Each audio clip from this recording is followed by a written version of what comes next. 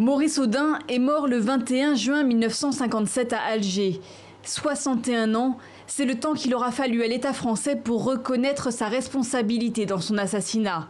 Maurice Audin avait 25 ans, mathématicien, marié et père de 3 enfants. Le jeune communiste milite pour l'indépendance pendant la guerre d'Algérie.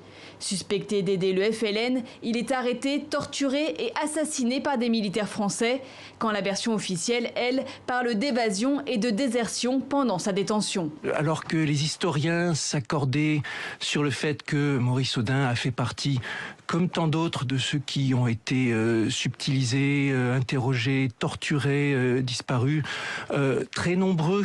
On parle de centaines de milliers de personnes. Voilà que pendant très longtemps, l'État a continué à nier. François Hollande, alors président de la République française, fait un premier pas. Il décide l'ouverture des archives et reconnaît dès 2014 que Maurice Audin est bien mort en détention. Aujourd'hui, Emmanuel Macron va plus loin. Lors d'une visite à sa veuve Josette, aujourd'hui âgée de 87 ans, il reconnaît la responsabilité de l'État. C'est la première fois que la République admet que les exactions et les tortures ont été commises avec l'aval des autorités politiques.